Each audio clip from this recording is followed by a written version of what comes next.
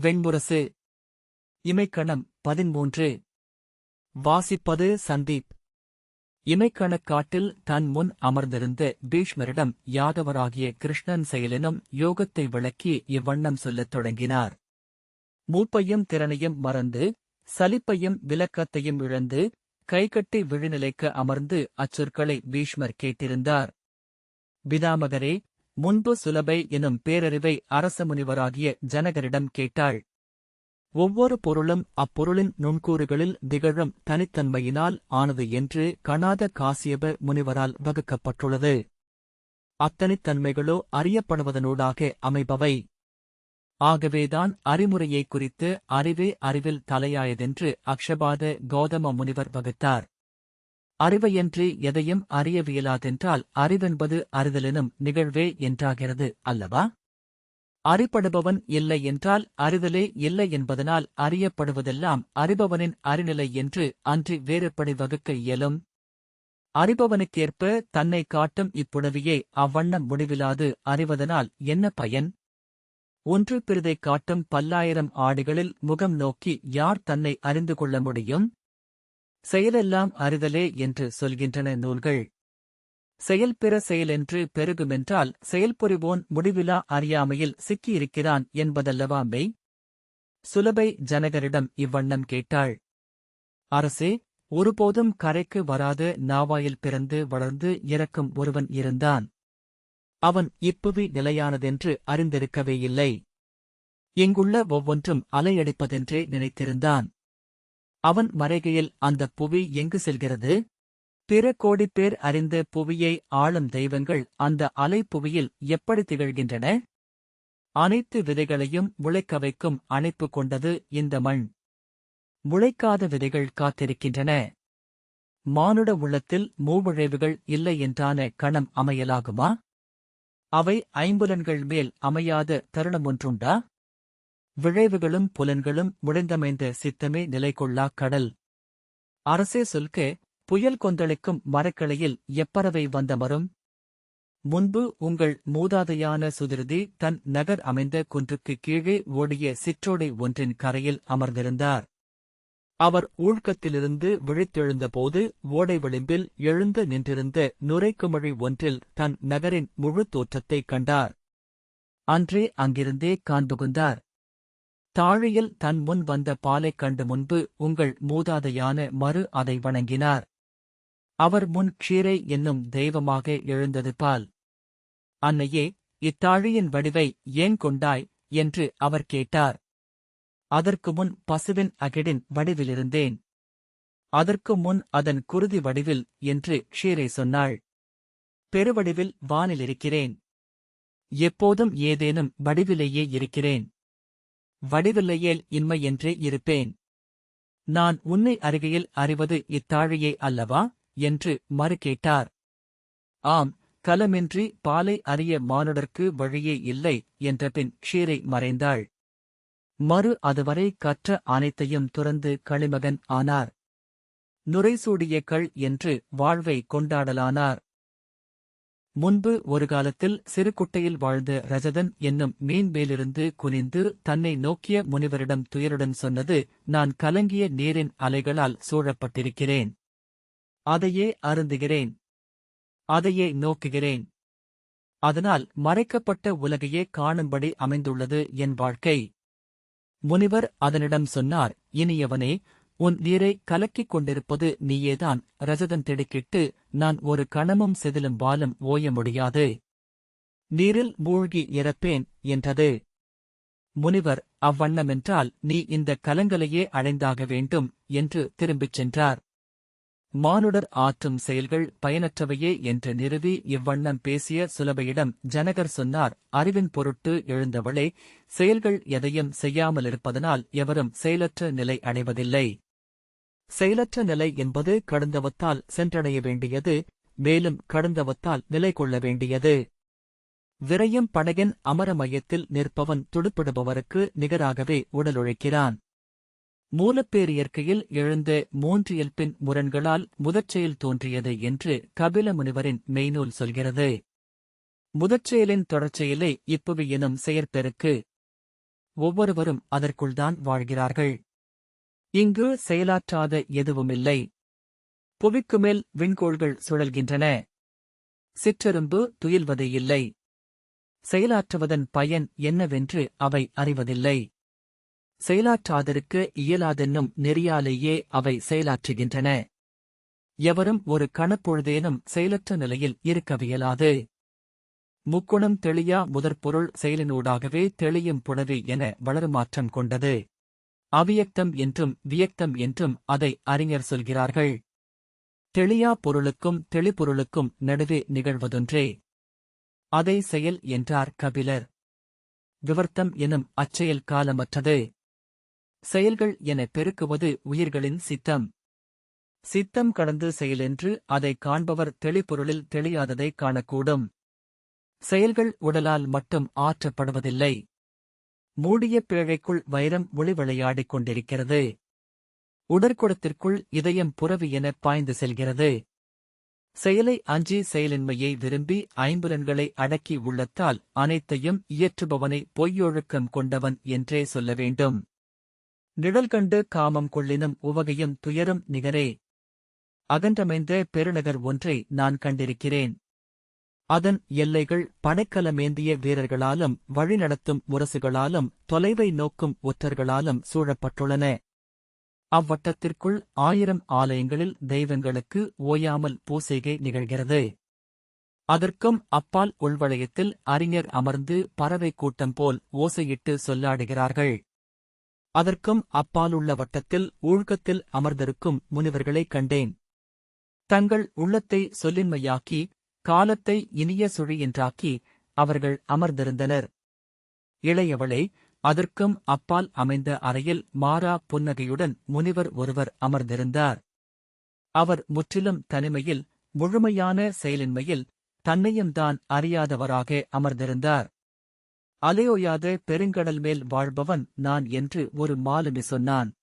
கரையிலமர்ந்திருந்த இல்லறத்தான் புன்னகைத்து அலை ஓயாத புவிமேல் நானும் வாழ்கிறேன் என்று சொன்னான். பெருங்கடல் தாண்டி வந்தமர்ந்த பறவையிடம் கடலோரம் அலை எண்ணி அமர்ந்திருந்த இல்லக்கோழை கேட்டது, எந்த அலையிலிருந்து நீ பறக்கத் தொடங்கினாய் என்று. தொடங்கிய அலையிலேயே எப்போதும் பறந்து கொண்டிருக்கிறேன் என்று அது மறுமொழி சொன்னது. என் மூதாதையான சுதிருதி தன் வாழ்வியல் இறுதியில் அனைத்து நகர்களையும் தன்மேல் ஏந்திய பெருங்குமிழி ஒன்றைக் கண்டார். புன்னகையுடன் ஆம் என்று சொல்லி விழிமூடினார். என் மூதாதையான மறு அன்னையின் சிறு முலைக்காம்பில் சொட்டி நின்ற பால்துளி ஒன்றைக் கண்டு இளங்கன்று ஒன்று வாழ்த்துவதை ஒருநாள் கேட்டார்.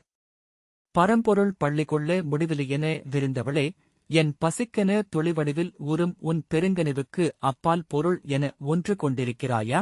அவர் இங்கு நிகழும் பெருங்களியாட்டில் தன்னை நிறைத்துக் கொண்டார். பொருளென்று அங்கிருந்தும் அறிவென்று இங்கிருந்தும் சந்திக்கும் புள்ளியிலேயே அனைத்தும் நிலை கொள்கின்றன.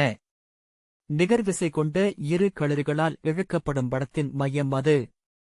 அறியப்படும் இவையனைத்தும் அறிவென்பதனால் அறியப்படுவதனால் அறிவு உருவாகவில்லை என்றே பொருள்.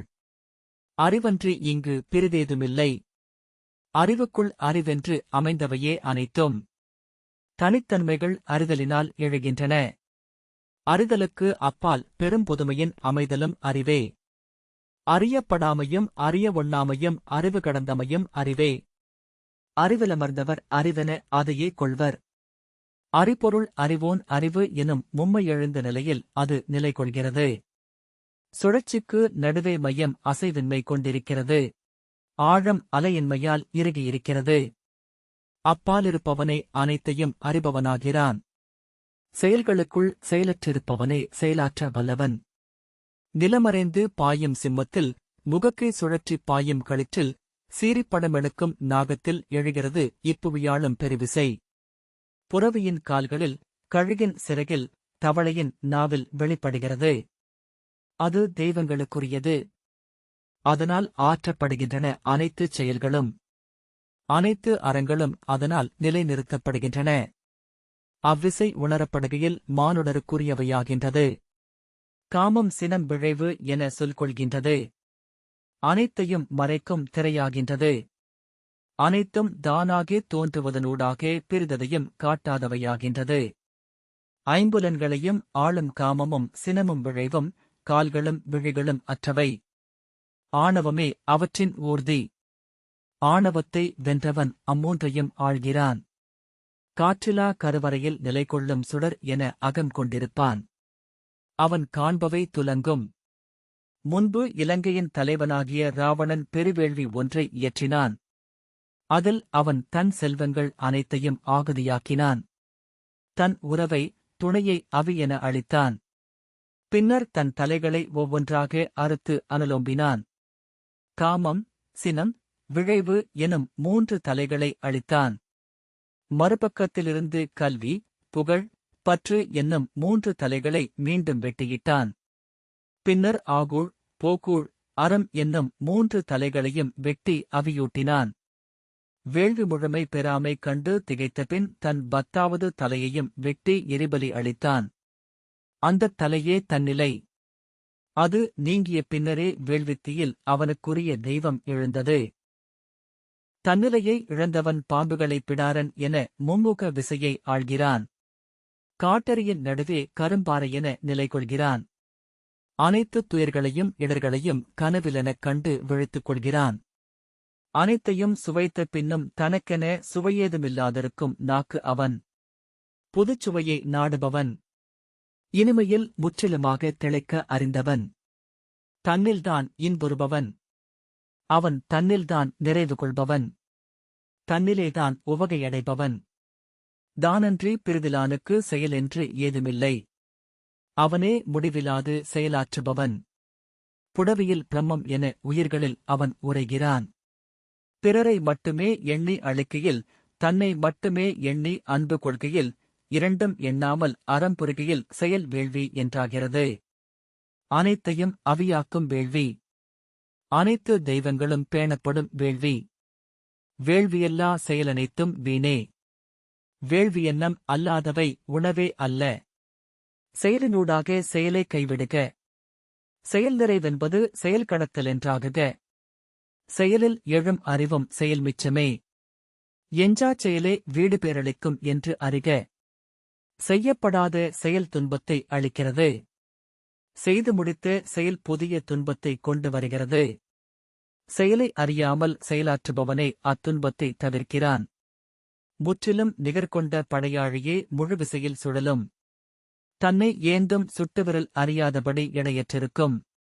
இங்கு செயல், மறுசெயல், தொடர்செயல் என இயங்கும் இந்த பெரும்பொறியை அமைத்த சிற்பி அதில் ஓசையின்றி உராய்வின்றிதான் எண்ணியதை முற்றியற்றும் உறுப்பையே விரும்புகிறான். அதை தன் வெற்றியென்று கொள்வான். அப்பொறியின் அமைப்பையும் இயக்கத்தையும் இலக்கையும் அவ்வுறுப்பு முழுதறியவியலாது. முற்றமைந்தால் அறிய முடியாது. பிறழ்வதனூடாகவே அதை அறிய முடியும்.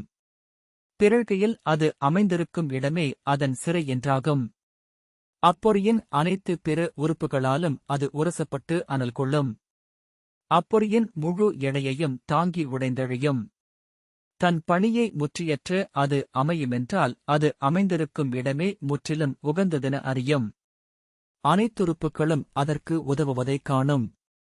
முழுமையுடன் பொருந்துவதனால் முழுமையின் ஆற்றல் கொண்டதாக மாறும். ஒரு செயல் அனைத்து செயல்களுடனும் முற்றிணைகையில் அது யோகம் என்றாகிறது. யோகமென அமைந்த செயலே செயல்களில் தூயது. செயல் சிறையிடுவது. யோகச் செயல் விடுவிப்பது. ஆகவே அறிவமைந்தவளே, செயலில் அமைக. செயலால் எழுக. செயல் யோகமென்றாகுக்கு. இவ்வண்ணம் ஜனகர் கூறி முடித்ததும் சுலபை கைகூப்பியபடி எழுந்தாள். தன் உடலின் எடையனைத்தும் நீங்கிவிட்டிருப்பதை அறிந்தாள். அரச முனிவரே, என் முதலாசிரியர் எனக்கு இப்பெயரை இட்டபோது இதன் பொருள் அறியாமல் வியந்தேன். பின் இதன் பொருள் முரணை எண்ணி கசந்தேன். இப்பொருளை வந்தடைய நான் பயணம் செய்து கொண்டிருந்தேன் என இப்போது உணர்கிறேன் என்றாள். பின் இளங்காற்றில் சுருண்டெழும் புகை போல அவள் மிதந்து பறந்து மிதிலையின் தெருக்களினூடாக விலகிச் சென்றாள். விதேகத்திலிருந்து வடக்கு நோக்கிச் சென்று இமயமலையில் எழுந்த காஞ்சனசிருங்கம் என்னும் பொன்மலை முடியில் சென்றமைந்தாள். பொன்வடிவம் கொண்டு நிறைவடைந்தாள். சுலபைக்கு ஜனகர் அருளிய செயல்மெய்மை இது, காங்கேயரே. இது உங்களுக்கும் வழிகாட்டும் சொல்லென்றமைக என்று இளைய யாதவர் சொன்னார். பீஷ்மர் கைகூப்பி, ஆம், என் உள்ளம் தெளிவு கொண்டது, என்றார். பின் எழுந்து நின்று தன் குழல் கற்றைகளை கையால் நீவி தோளிலிட்டபடி, நான் செல்கிறேன். உங்கள் சொற்கள் எனக்காக காத்திருந்தன என்று உணர்கிறேன், என்றார். இளைய யாதவர், ஆம், இத்தருணம் அவற்றுக்குரியது, என்றார். பீஷ்மர் கிளம்பும் அசைவு உடலில் கூடியபின் தயங்கி நின்று, நான் என் பொருட்டு கேட்கவில்லை, யாதவரே. விருப்பமற்றவனைக் கூட இழுத்துச் சென்று செயலில் தூண்டி பெரும்பழி கொள்ளச் செய்யும் அவ்வாற்றல்தான் என்ன, என்றார். ஏனென்றால் என் மைந்தன் துரியோதனனை நான் நன்கறிவேன். இப்போதும் அவனுள் விழைவு எழுந்து நிறைந்துள்ளது என நான் எண்ணவில்லை.